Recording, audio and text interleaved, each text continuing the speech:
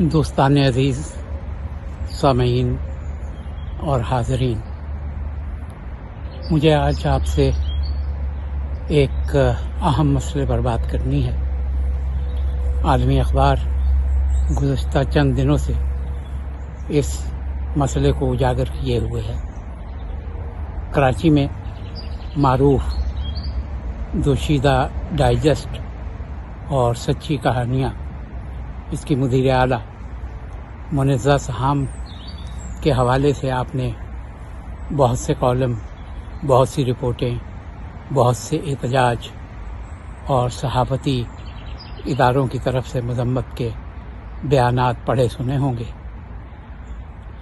یہ انتہائی افسوس کا مقام ہے کہ پاکستان جو اسلام کے نام پر حاصل ہوا، پاکستان جو مسلمانوں کا ملک کہلاتا ہے، اور مسلمان جو یہ دعویٰ کرتے ہیں کہ اسلام نے عورت کو عزت دی اور اللہ کے رسول نے اپنی دلبند جگرگوشہ جناب فاطمہ الزہرا کو وہ عزت دی جو کائنات میں کوئی کسی کو نہ دے سکا، کہ بیٹی آئے تو باپ تعظیم کے لیے اٹھ کے کھڑا ہو جائے۔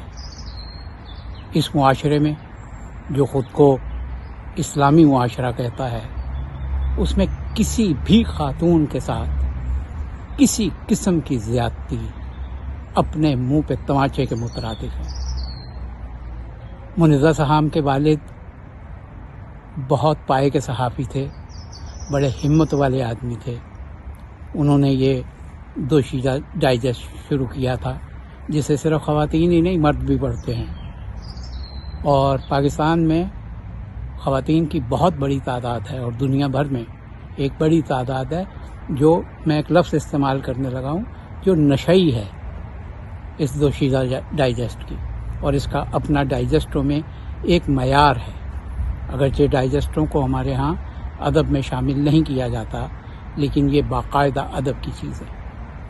منزہ سہام کا مسئلہ ان کے سابقہ شوہر، جن سے وہ کئی سال پہلے خلا لے چکی ہیں، یہ ان کا حق ہے، شرعی بھی، قانونی بھی، سماجی بھی۔ وہ گزشتہ 10-12 برس سے انہیں مسلسل پریشان کیے ہوئے ہیں۔ جمیل احمد خان ان کا نام ہے۔ یہ موجودہ پی ٹی آئی کی حکومت کے رکن قومی اسمبلی ہیں، اور ہمارے ہاں اکثر رکن قومی اسمبلی ایسا ہی ہوتا ہے۔ ان کے ماضی میں بالکل نہیں جانا چاہتا۔ ان کے ماضی کا ایک اچھا نقطہ یہ ہے کہ انہوں نے اپنا دین تبدیل کیا اور یہ اسلام کی طرف آئے، جس پر میں انہیں سلام پیش کرتا ہوں، جو بہت بڑی بات ہے۔ اپنے آباء کا، اپنے بزرگوں کا دین چھوڑنا بڑی ہمت کی بات ہوتی ہے، لیکن افسوس اس بات کا کہ اس دین اسلام میں جو امن کا، محبت کا، تعظیم کا، تکریم کا دین ہے، اس میں آ کر بھی شاید وہ نہیں سدھرے۔ رہی ہماری سیاسی جماعتیں، تو ہماری سیاسی جماعتوں کو اسی کردار کے لوگوں کی ضرورت ہوتی ہے۔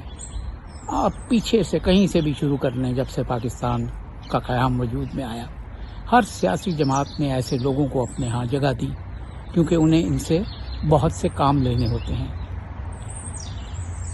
جمیل احمد خان کے بارے میں ایک بات آپ کو بتاؤں جو حالیہ ہے، اس سے آپ کو اندازہ ہو جائے گا کہ جب سینٹ میں یوسف رضا گیلانی صاحب کا الیکشن ہو رہا تھا، تو انہوں نے فہیم خان نامی ایک اور رکن قومی اسمبلی کے ساتھ مل کے ایک سٹرنگ آپریشن کیا تھا یوسف گیلانی صاحب کے بیٹے کے ساتھ، ووٹوں کو کس طرح سے خراب کیا جاتا ہے اور پیسے کیسے کیے جاتے ہیں۔ تو یہ پی ٹی آئی کے اعلیٰ حکام کی اشیر بات سے ہوا تھا، اور اس کی سب سے بڑی دلیل یہ ہے کہ 1-2 روز کے بعد وزیر اعظم نے اپنے چیمبر میں ان دونوں افراد کو بلایا تھا، ان کو تھپکی دی تھی، شاباش دی تھی۔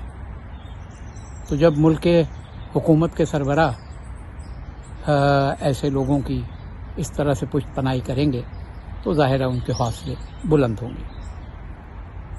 ہم ابھی بھی خوش قسمت ہیں کہ ہمارے درمیان باضمیر لوگ موجود ہیں۔ بہت سے لوگوں نے اس واقعے کا شدید نوٹس لیا ہے۔ کراچی میں اخبارات کی اور مدیران کی تنظیم نے بہت حد تک اور بہت آگے بڑھ کر منزہ سہام کا ساتھ دیا ہے اور دینا چاہیے۔ یہ ضمیر کا مسئلہ ہے، یہ ضمیر کا معاملہ ہے۔ ہمارے ہاں بے ضمیروں کی کمی نہیں، لیکن ضمیر والے لوگ بھی موجود ہیں۔ وزیر اعظم صاحب، میں آپ سے اس باپ کے بیٹے کے طور پر کہ جس نے 13 اور 14 اگست کی درمیانی رات کو پاکستان بننے کا پہلا اعلان لاہور ریڈیو سے نشر کر کے بر صغیر کے لوگوں کو یہ نوید دی تھی کہ اسلام کے نام پر ایک مسلم ریاست مملکت خداداد پاکستان وجود میں آ گئی ہے، اس کے بیٹے کے طور پر آپ سے درخواست کرتا ہوں کہ اس معاملے کو سنجیدگی سے لیجیے۔ ہمارے معاشرے میں کیا کچھ ہو رہا ہے، بچوں کے ساتھ کیسے